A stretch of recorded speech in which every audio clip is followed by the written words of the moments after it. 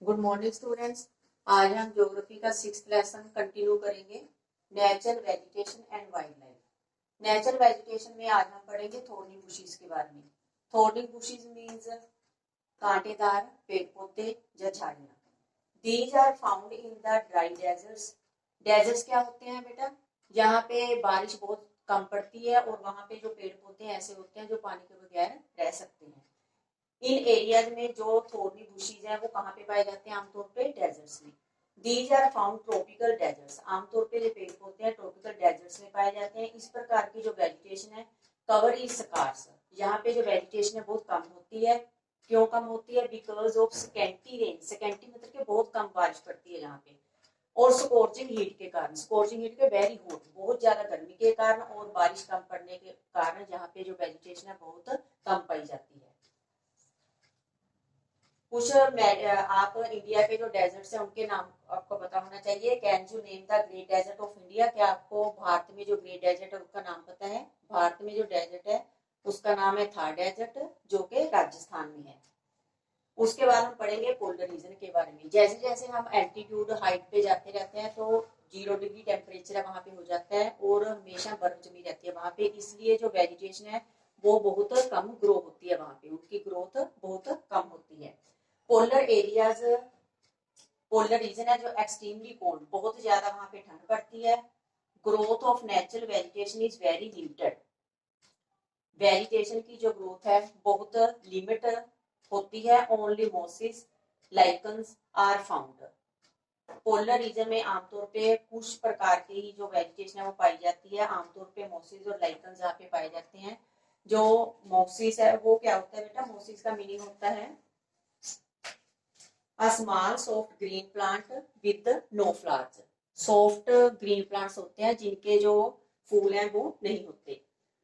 Lichens क्या होता है? वेरी स्मॉल ग्रे और yellow plant that spread over the surface of the rocks. Polar region में जो पेड़ पौधे पाए जाते हैं उनके जो वेजिटेशन है वहां पे, it grows during the very hot summer. It grows during the very hot summer. ये ग्रो होते हैं जब ज्यादा हॉट समर, गर्मी पड़ती है।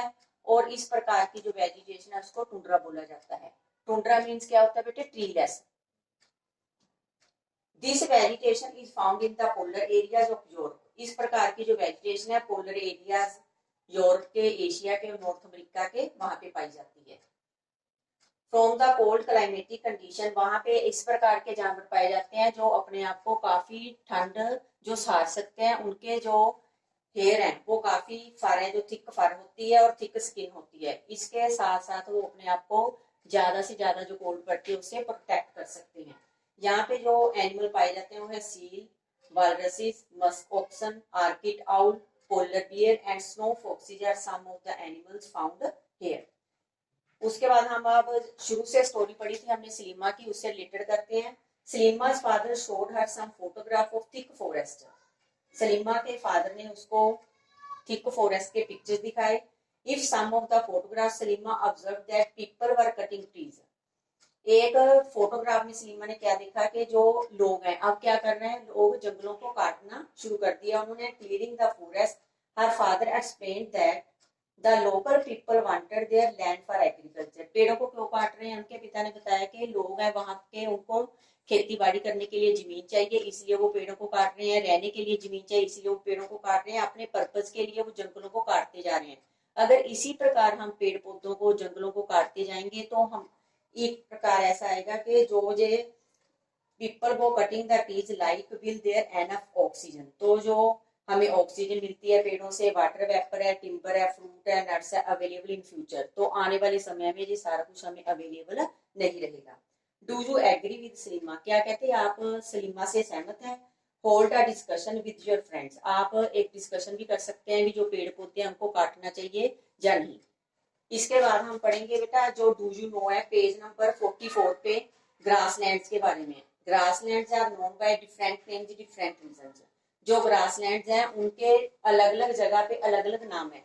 जैसे हमने पढ़ा था, दो प्रकार के ग्रासलैंड्स पढ़े थे, ट्रॉपिकल ग्रासलैंड्स के बारे में और टेम्परेट ग्रासलैंड्स के बारे में पढ़ा था। ट्रॉपिकल ग्रासलैंड्स ईस्ट अफ्रीका में उनको सवाना बोला जाता है।